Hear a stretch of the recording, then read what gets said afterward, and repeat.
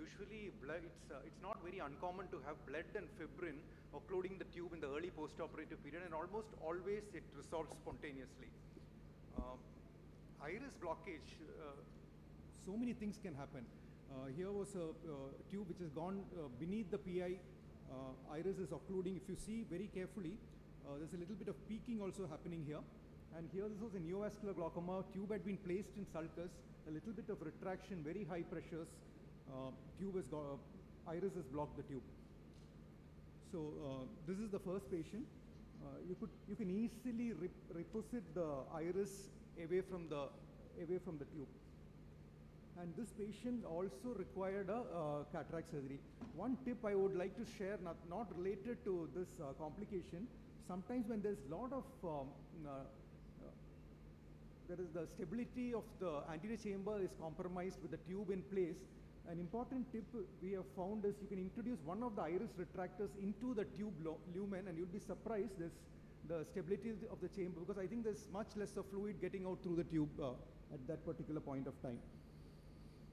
So the cataract surgery was proceeded with, and it is important to trim this tube so that it doesn't again go back through the peripheral iridectomy,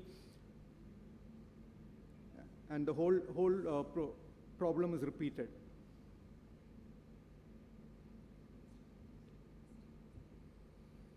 So you can grasp the tube with a microrhexis forceps, introduce your vanas through the main port and just trim off the tube. It's important to have high molecular weight viscoelastic at this point of time, so that as much as possible the anterior chamber remains stable. So here you could either do a focal vitrectomy. You should know where exactly the tube is.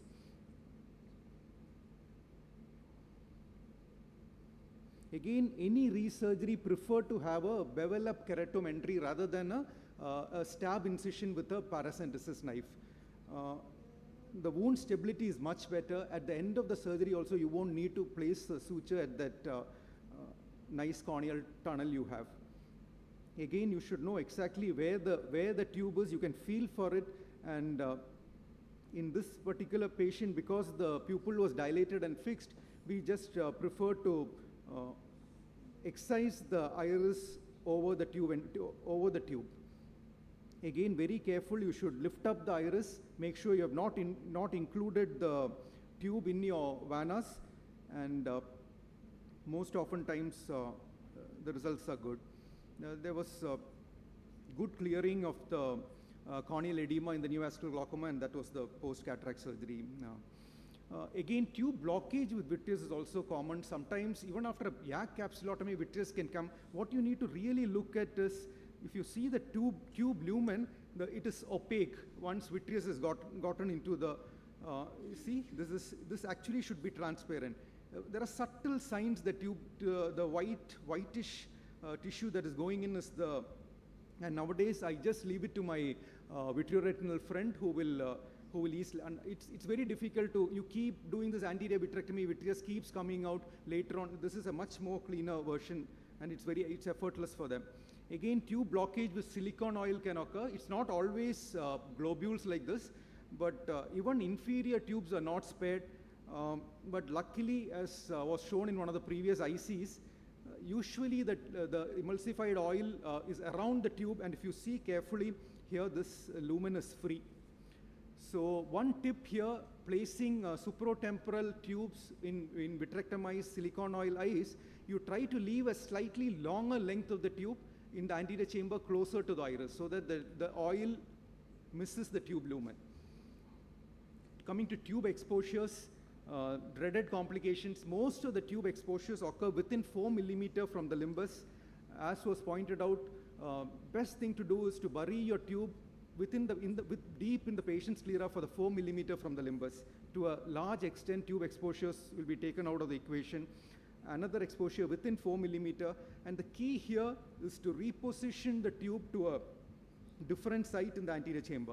If you see carefully, here first the tube exposure occurred first. Surgeon tried to put the conjunctiva back. Again, that conjunctiva went back. If it has to occur once, it will keep repeating. Second time, they have kept a patch craft over the tube exposure site and tried to put the conjunctiva back. Again, it's so what you need to remember is you need to reposition the site of the tube to a different place in the anterior chamber or in the vitreous cavity or into the sulcus, because the mechanical forces that would have caused the tube exposure to occur in the first place will keep repeating, and tube exposures will keep happening if it is in the same site. So as much of tenons and conjunctiva is preserved, those are those old sutures being taken out. And you really need to mobilize the conjunctiva. Luckily, the conjunctiva was quite mobile. See, even the tenons, a lot of tenons is also there.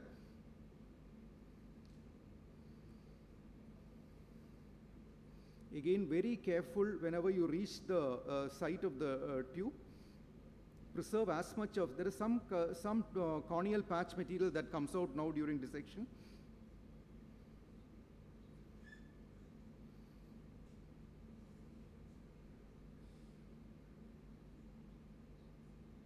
So conjunctiva cannot be left back in tension. It has to be mobile, and it has to be adequate coverage. Again, relaxing incisions on either sides help.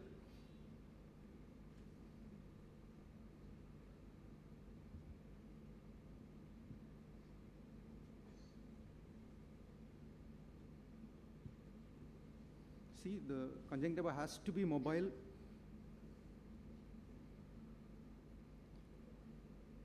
Always fill in the anterior chamber with viscoelastic before you try removing the tube or making a separate incision.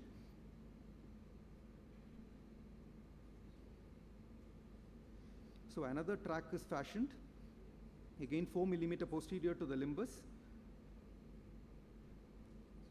So adequate length of tube is still available, where you can reposition the tube into the separate site in the anterior chamber.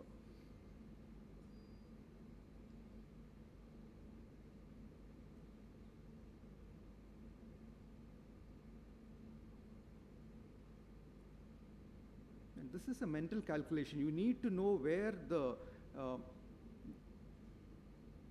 track of the needle has to change from sclera parallel to iris parallel. And it should be as close to the iris as possible.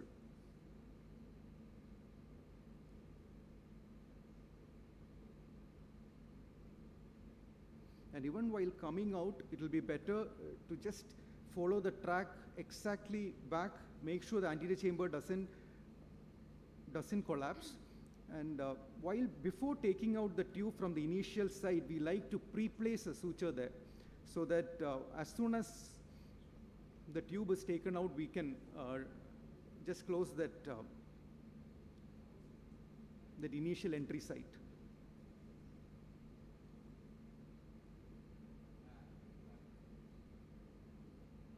So the tube is removed from the initial entry site and is repositioned back into the anterior chamber through a separate. So try to make your separate track always with the first tube in place and with a little bit of viscoelastic in the anterior chamber. So you have some kind of a tense eyeball to make a good track.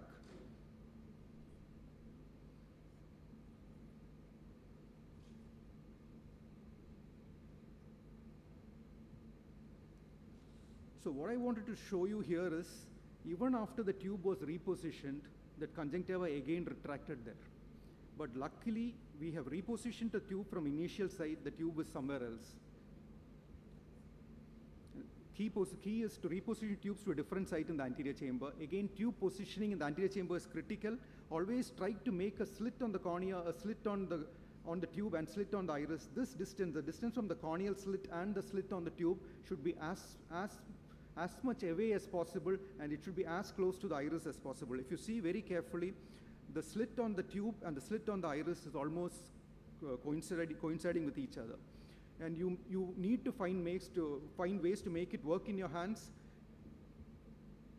And see, at first week post-op, everything looks fine. But when I put a slit, I see that the tube is very close to the endothelium, and naturally, it compromises the corneal clarity. It cannot be left close to the endothelium.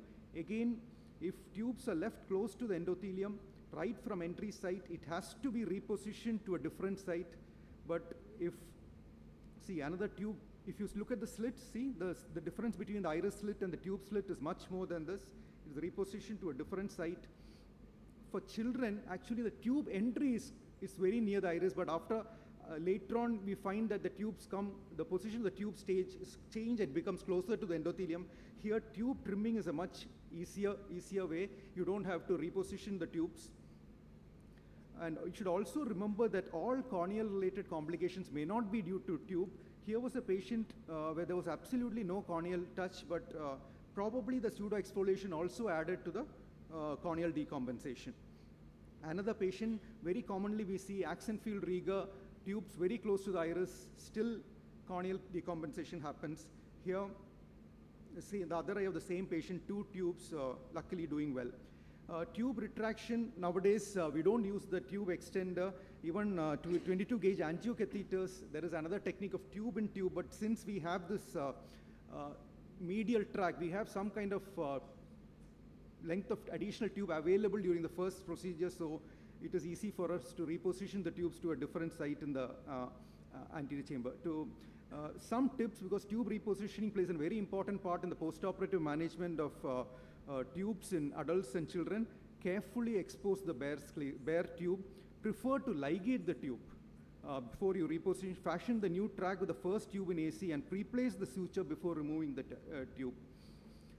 Not all battles can be won, but at least intraoperatively we should do it as meticulously as possible. Thank you very much.